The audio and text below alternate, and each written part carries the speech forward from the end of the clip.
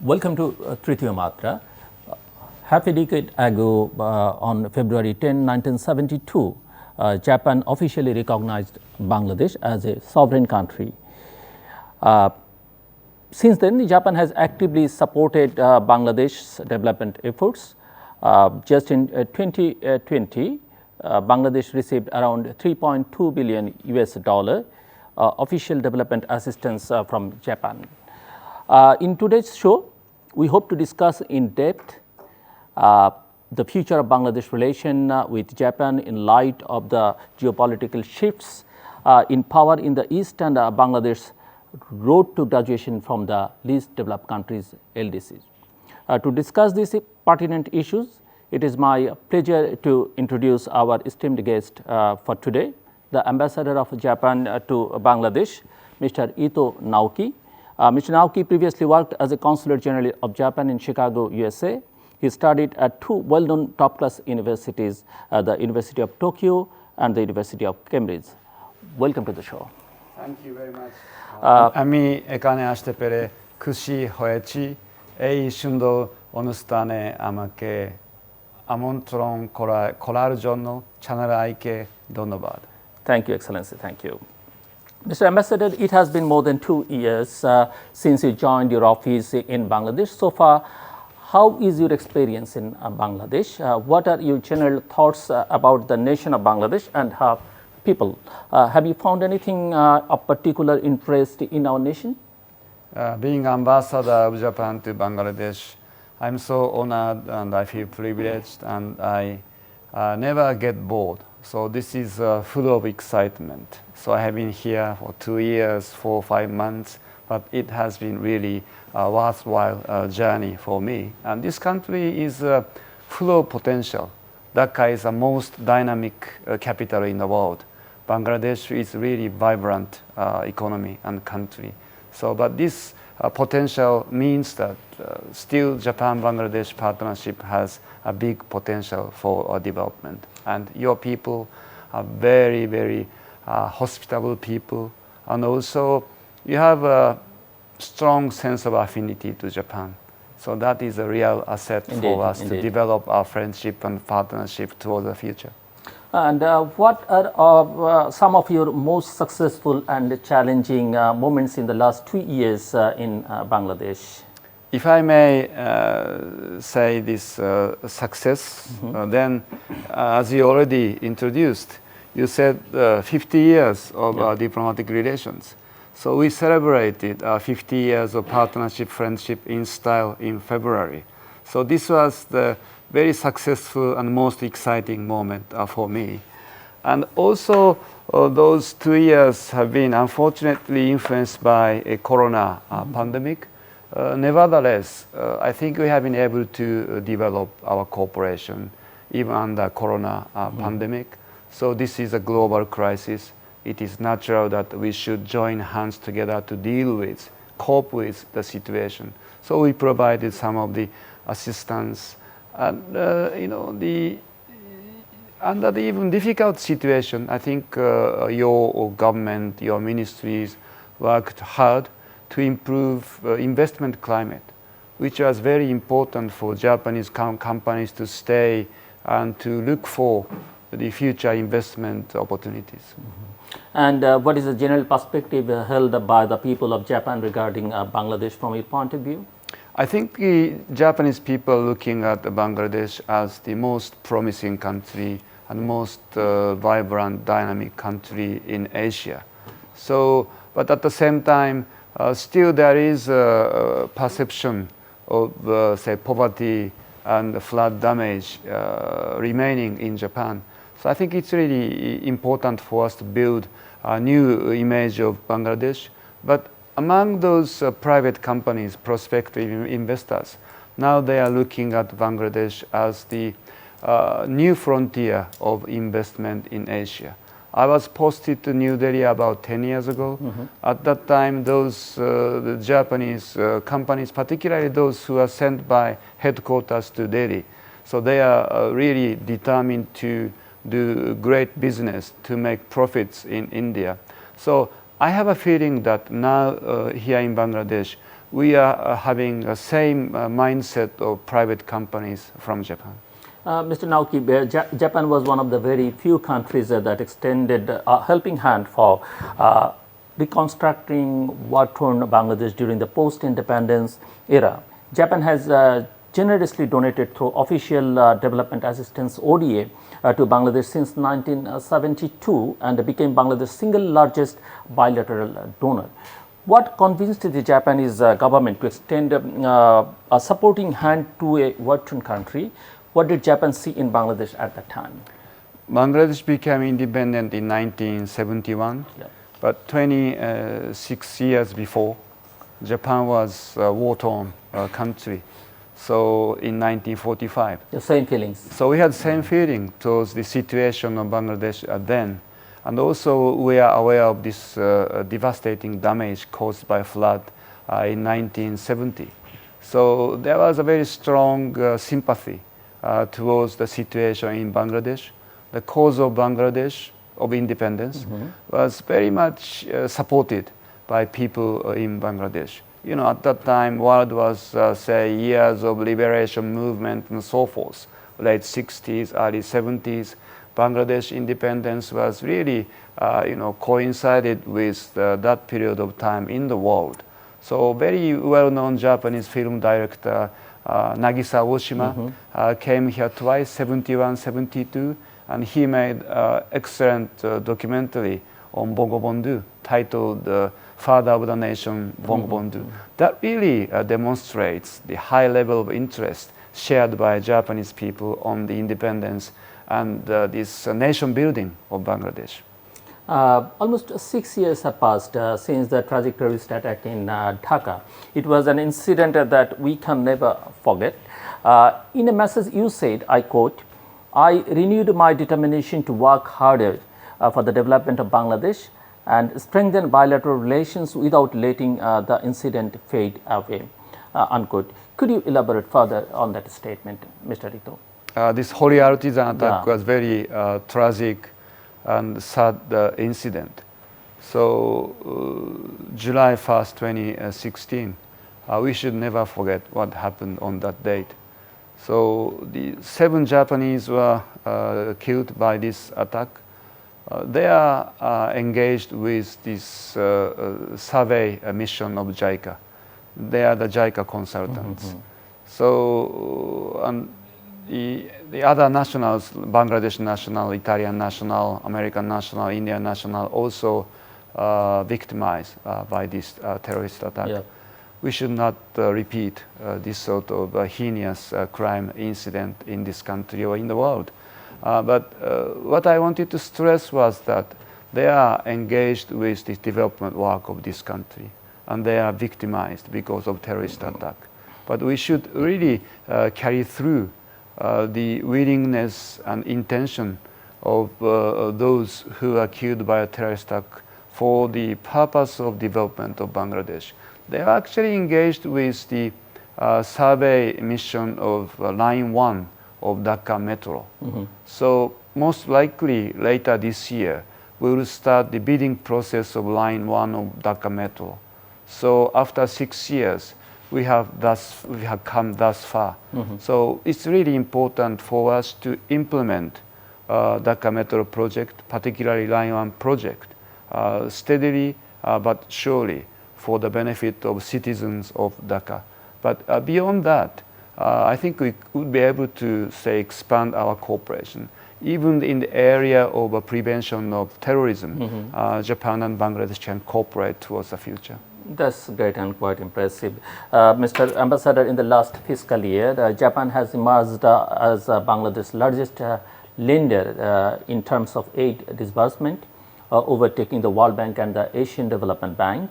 According to Economic Relations Division, Japan, being Bangladesh's biggest bilateral donor, disbursed US dollar $714.44 million worth of aid in the July-November period of the fiscal year 2021, almost double the amount delivered by the World Bank and the Asian Development Bank combined. Now that Bangladesh is graduating from LDC, will we see a change in Japan's policy of aid disbursement to Bangladesh?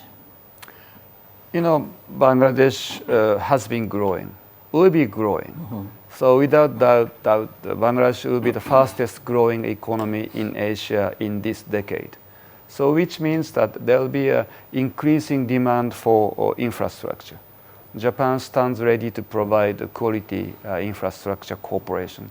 I think the turning point was 2014 when two prime ministers, Honorable Prime Minister Sheikh Hasina and then Prime Minister Shinzo Abe, exchanged their visits the same year.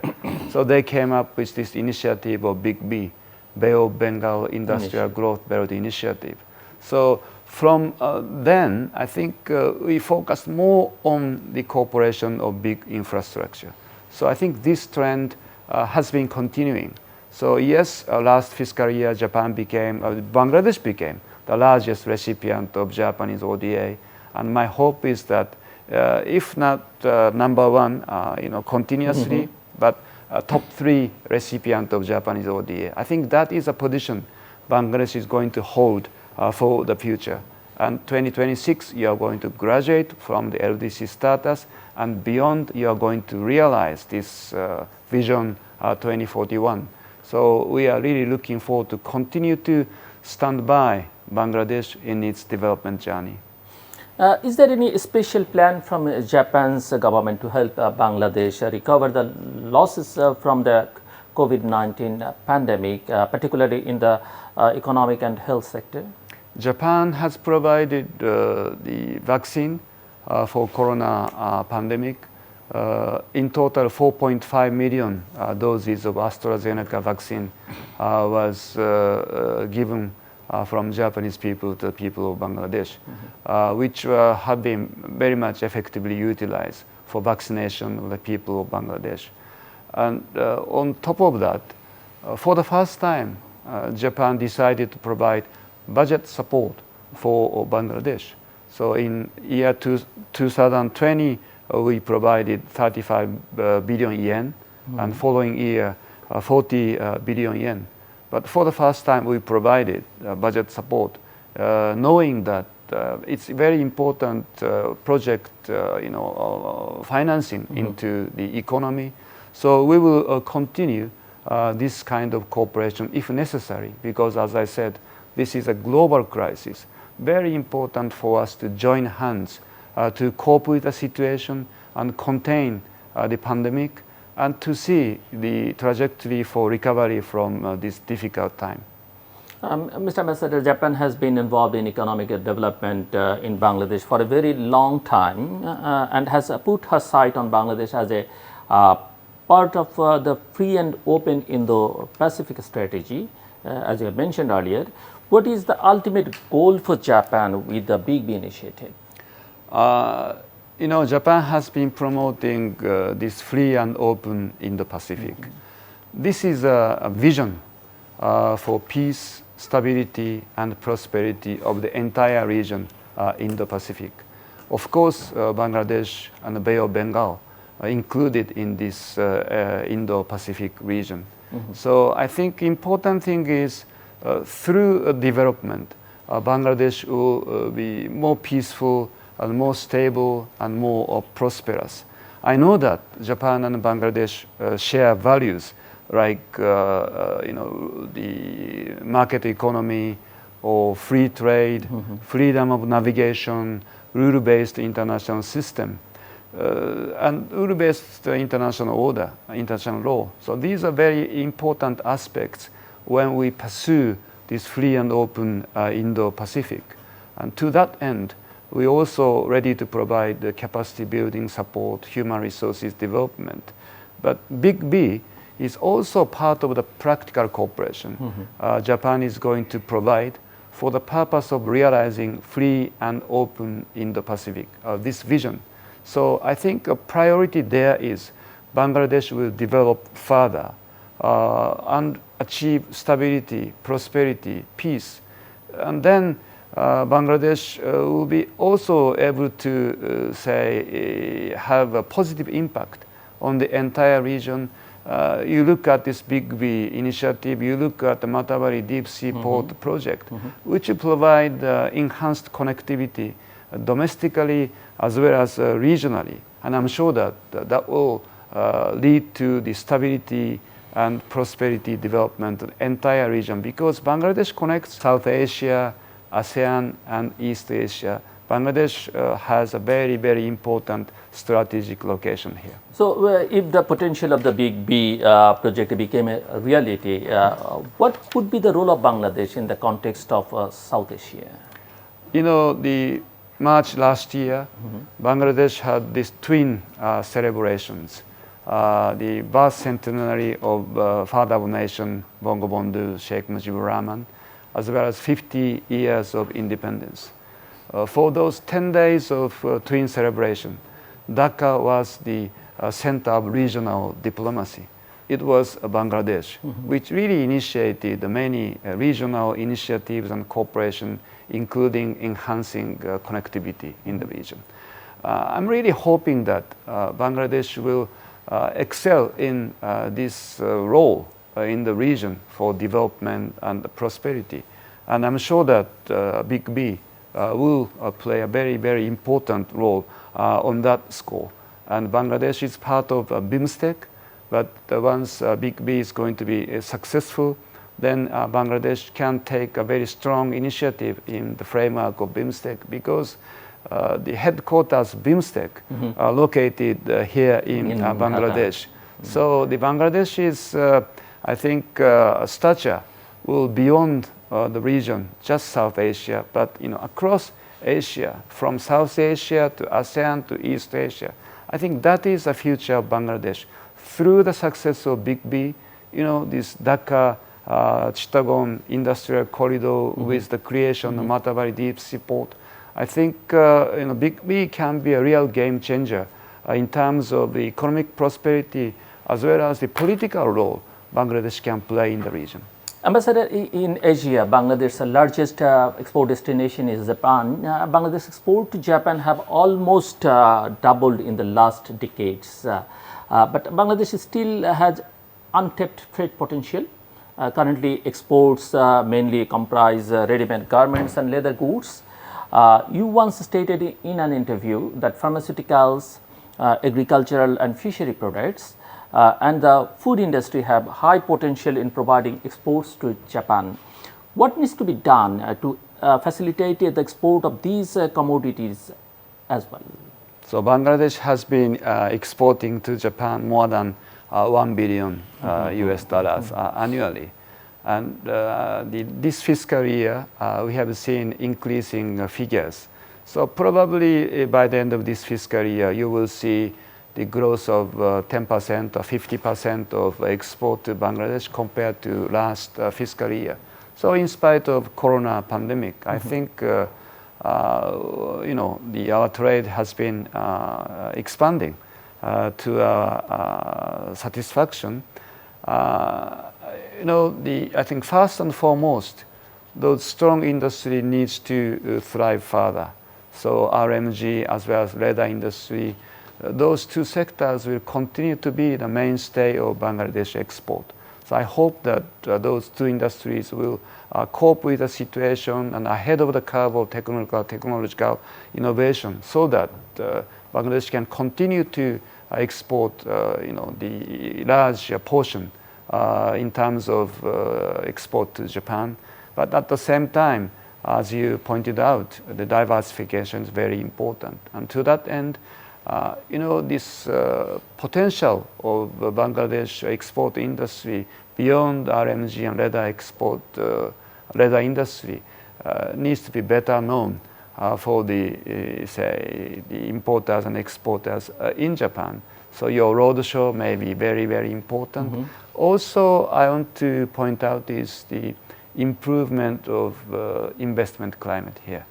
Ease of doing business needs to be better. So I know I have seen some of the development progress even during Corona pandemic, but still there are some issues and challenges like customs clearance, taxation issue, regulation on remittance, telegraphic transfer. But those challenges and issues needs to be addressed and resolved. And all in all, partnership between Bangladesh companies and Japanese companies are very, very important.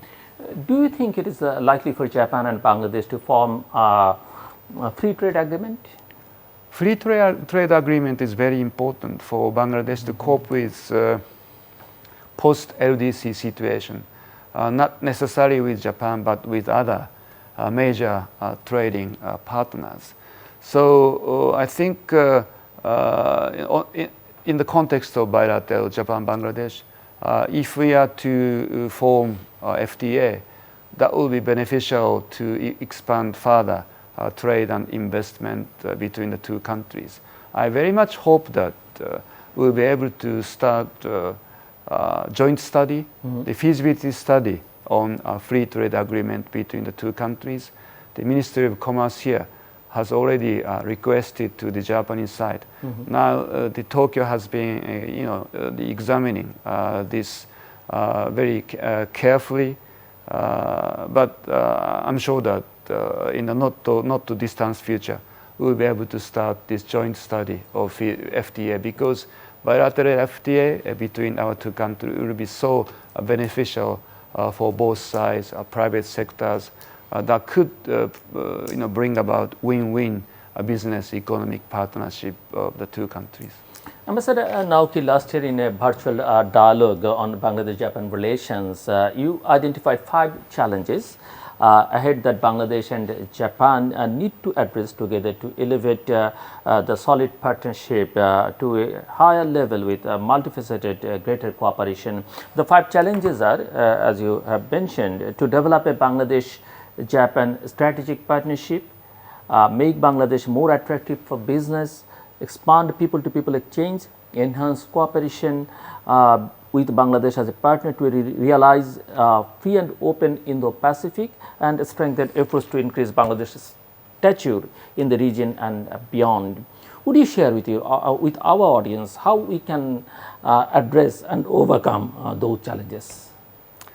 I'm very optimistic about the possibility that we'll be able to overcome those challenges. So, I think Japan and Bangladesh are going to form strategic partnership. Now the stature of Bangladesh in the region is being enhanced. That will, I think, pave the way for our strategic partnership. So in January, first month of this 50th anniversary of a partnership, 2 of the Japanese self-defense naval maritime self-defense forces ships, 2 ships came to port at Chittagong. So that was a wonderful curtain raiser for 50 years. And they did the joint exercise with Bangladesh Navy. So already that level of cooperation had started between the two countries. And I expect that the Bangladesh Navy will be able to send their ships to Japan for the first time later this year. So I think year by year, we can really increase this width of cooperation so that we can really move into a strategic partnership. And the second issue was this business aspect I touched upon earlier. I think it's really important for us to expand trade and investment both ways for mutual benefit. But at the moment, I think investment climate needs to improve further. I think that's a very, very important thing, and we really need to keep pushing this agenda. I know that our interlocutors are fully aware of the importance of improving the business climate here. But at the same time, you may need to take a rather cautious, gradual approach in light of the economic situation here, particularly under pandemic. But now, Bangladesh has almost contained the pandemic right now. So I think this year, it's a really wonderful period that we can promote our investment further. And you really need to encourage Japanese prospects, investors make investment here through the improvement of invest climate, business environment. Later in the year, in December, the new special economic zone will be ready in Arai Hajal. That is called Bangladesh Special Economic Zone, but developed by Japanese company with JICA's Yemlong Corporation. So this is going to provide the first-class international standard facilities and infrastructure as special economic zone. And this special economic zone will house not only Japanese but also international investors. I think this will be a great stepping stone to expand our trade and investment opportunities. And people-to-people contact, the younger generation, Bangladesh, are really keen to show more interest on Japan, Japanese culture, language, food, including animation, like a pop culture. So I think we have been successfully conducting some of the events to mark our 50 years, like kimono, traveling exhibition, bongo bondus visit, the photo exhibition, film showing, anime showing. So I'm really confident that the younger generation of Bangladesh will show more interest on Japan, Japanese language and culture. And fourth one is free and open in the Pacific. I think I have stated this earlier, but success of Big B is a very, very important element with which Bangladesh will be a strong partner of pursuing this vision of free and open Indo-Pacific. And if Bangladesh is able to do that, I'm sure that Bangladesh will be able to play even a larger, stronger role in the region. Mr. Naoki, there have been a lot of developments in the Indian Ocean and the South China Sea, including a visible rise in militarization, particularly in the South China Sea. We can see this clearly in the formation of the quadrilateral security dialogue and AUKUS. Do you believe these developments will have a spillover effect on the littoral nations of the Bay of Bengal, particularly Bangladesh? This Quad dialogue is not necessarily focusing on security aspect. Quad is to advance cooperation among 4 countries, as well as to seek this realization of vision of free and open, or free and open Indo-Pacific.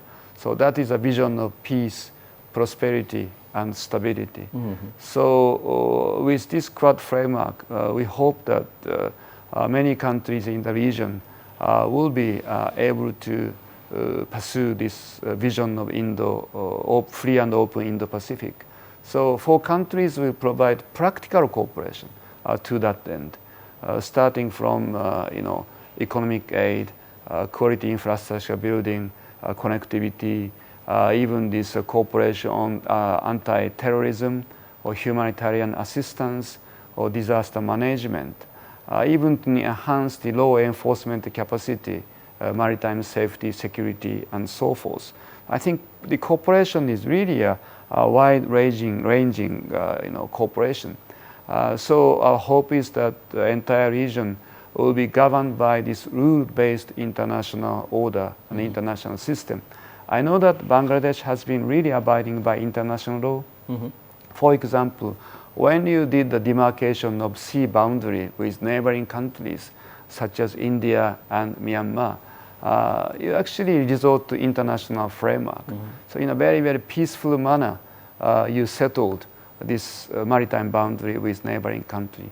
I think that is a practice and spirit we expect Bangladesh to continue. And I think Ukraine situation is very, very concerning now. Russia infringed upon independence and territorial integrity of Ukraine, so which is a violation of international law. And Russia changed the status quo by force unilaterally. And we do hope that hostilities should end as soon as possible. But the situation in Ukraine has implication over to our region in the Pacific. We should not allow a similar attempt to change the status quo unilaterally by force. If we can see any sign of such attempt, we should raise voices and we should show our concern so that in the future we will not allow any attempt to change the status quo unilaterally by force should not be allowed. And as you know, the foreign policy of Bangladesh is very simple: friendship towards all, malice towards none. Do you think that the country needs to revisit its policy to play a role in the geopolitical power struggles in the Indian and Pacific Oceans? No, I don't think I should go into details of this area. So this is a policy of Bangladesh. Okay. So this is something about people and government of Bangladesh should decide. But Bangladesh abides by principles, such as not only this traditional principle, but also it's the respect and its observance of international law and rule-based international order. So, if I may, Bangladesh may be able to be more articulate in expressing their principled views and their ideas in relation to foreign policy. Ambassador Naoki, what are the general perspectives of Japan regarding Myanmar, the now recognized Rohingya genocide and the ongoing refugee crisis? Do you believe it is possible to begin repatriating refugees in the next 5-10 years? What role can the international community and Japan play in facilitating repatriation? I think it is possible to see repatriation. Okay. So That's great. in the near future, we should realize the repatriation of Rohingya refugees from Bangladesh to Myanmar, because that is the only long-term solution to this Rohingya refugee crisis. I was stationed in Yangon, Myanmar, about 20 years ago. So that is why I have been closely watching the development of the situation. But currently, it is not a very easy environment for us to see the start of repatriation. So I think now we really need to stress to this military side of Myanmar is that they should stop the violence and they should release those detained since February the 1st last year, including Aung San Suu Kyi. Also, they should restore democracy. Myanmar was in the process of democratization. So from military junta days to democratization. So we are really welcoming that change taking place in that country. So they should not stop the progress towards democratization. So we should really call for a military side of Myanmar to come back to the path of democracy. But as they go back to the path of democracy, so it's very, very important for us to stress the importance of early repatriation Rohingya refugees. I was on the Bhasanchar Island this week. So I think relocation from Cox's Bazar camps to Bhasanchar has been in place. So now almost 30,000 Rohingya refugees are on the island. So they are happy with this very solid infrastructure on the island. But at the same time, I think we really need to increase the services provided by government, international organization, as well as non-governmental organization, particularly in the areas like health, education, livelihood opportunities. But the repatriation may not start tomorrow.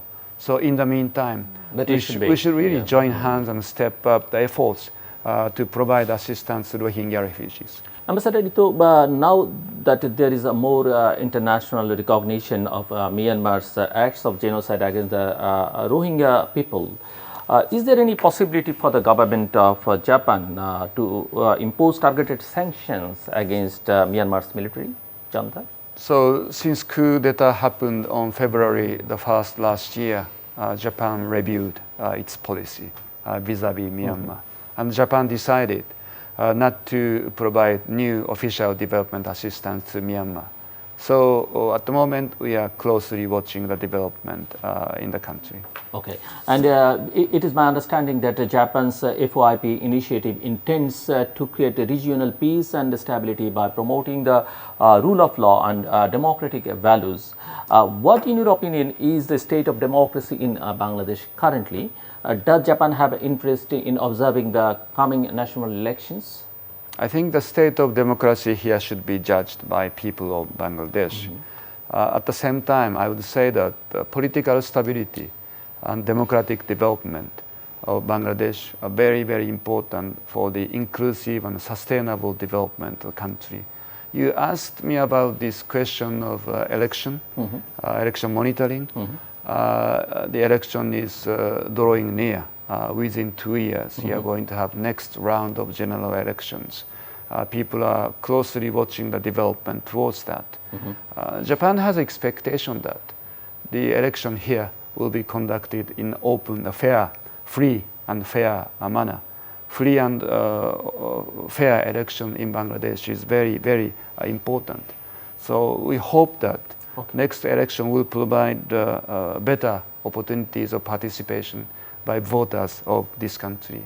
So as for this election monitoring, before we sent election monitoring team, so if opportunity arises, I'm sure that Tokyo will consider that possibility. Okay. Ambassador Naoki, both Japan and Bangladesh are similarly unique in their struggle with Mother Nature. Japan being the nation that has been the most affected by climate-related disasters, and Bangladesh being one of the most vulnerable nations to the effects of climate change. Do you see there is any scope for further bilateral collaboration between Bangladesh and Japan in mitigating and adapting to climate change? I think it's important that Bangladesh will become more climate resilient economy. So to achieve this SDG target, to go beyond the LDC graduation, that's a very important challenge. So Japan stands ready to provide assistance for Bangladesh to cope with the situation. Currently, JICA is assisting the Ministry of Energy for formulating master plan on energy and power. So that is a master plan looking for another 20 years, 30 years, so that the economy will be turned into low carbon economy. And beyond that, we will provide cooperation on solar power generation, even this flood control, because as part of our cooperation to Delta Plan 2100. And after the large infrastructure development projects are complete, what kind of relationship would the two nations have, in your opinion? As Bangladesh will continue to develop until the year 2041, until the time you become developed nation, I think our cooperation on quality infrastructure will continue for some years to come, or at least 2 decades to come. So that's certainly our hope that Japan and Bangladesh can continue to cooperate. And even beyond 2041. Yes, yes. But once Bangladesh becomes a country which doesn't need our cooperation on big infrastructure projects, I'm sure that we are enjoying win-win partnership. So, Ambassador, what do you think the next 15 years of Japan-Bangladesh relations will look like? What kind of plan does the Japan foreign mission in Bangladesh have to bolster cultural exchange and strengthen cultural ties with Bangladesh? For those 15 years, yeah. It's really crucial for Bangladesh to become developed nation. So we will really focus on our effort for the success of Big B initiative, particularly the successful implementation of Matabali Deep Sea Port Development Project. Our idea is to make Matabali Island next Singapore, because the size of Matabali Island is just half of Singapore. So Matabali should be a real game changer for the economic development. For the next 15 years, I think we really need to focus on that. But in parallel to that, mutual understanding of peoples, particularly younger generations. Yeah, people to people. That's very, very important. So we should really encourage younger generation Bangladesh to know more about Japan, to study in Japan, to get more interest in Japanese culture, language, food, and so forth. And also, I hope Bangladesh people will enjoy trip to Japan now this middle class and affluent class of Bangladesh are increasing. I'm sure that they can afford to go to Japan to enjoy tourism in Japan. So that is also a very important aspect we can develop as Bangladesh moves forward. And my hope is that sometime this year, Biman Airways can resume its direct flight between Tokyo and Dhaka. That would be great. PEDP is a National Development Strategic Program for Primary Education in Bangladesh. Japan has been supporting PEDP in cooperation with other development partners since 2011 under the sector-wide approaches SWAPs. Last year, Japan signed an agreement to provide 500 million JPY to promote Bangladesh primary education. Do you have any plan to extend Japan's collaboration to promote higher education and research in Bangladesh? Education is a very, very important for Bangladesh to go further. So that is also a very important area for international donor community to provide the cooperation. Education, human resources development, those are the key for Bangladesh to exhibit its full potential for the economic development. So at the moment we have been focusing on primary education or nursing education, but I'm sure that there will be increasing needs for us to cooperate in the higher education sector, including IT sector and some other technological related sectors. So earlier during 80s, there was an example in which Japan provided assistance for even this setting up of a research institute on agriculture and agricultural university. So my hope and expectation is that we'll be able to collaborate with Bangladesh on higher education sector as well. Mr. Ambassador, we are almost at the end of the program, and I understand that you are quite fond of songs from Bangladesh and can even sing a few Bangla songs yourself. Would it be possible for our audience to hear from you a Bangla song you like, Mr. Ambassador? I'm not a really good singer. I'm a pathetic karaoke singer. But since you are kindly has requested, so if I may, Please, so I'll sure. just briefly sing Agner Poroshmoni. Please. Agner Poroshmoni Choao Prahane Ejibon Punnokoro Ejibon Punnokoro Ejibon Punnokoro Ejibon Punnokoro Dohon dane Agner Poroshmoni Choao Prane. Amazing. Thank you. Incredibly very exciting. Thank you, Your Eminence, for the most fruitful discussion. Thank you very much for having me. Thank you so much. The ambassador's perspective and insight today have given us a clear idea of the kind of relationship we can hope to expect between our nations in the coming days. The people of Bangladesh are some of the most positive when it comes to Japan. Japanese art and culture, as Ambassador mentioned, have found a home in Bangladesh and are becoming more popular day by day. Japan and Bangladesh warm relationship is indeed an ideal development partnership model between developed and a developing nation. We hope that such warmth and friendship will be everlasting. Thank you all.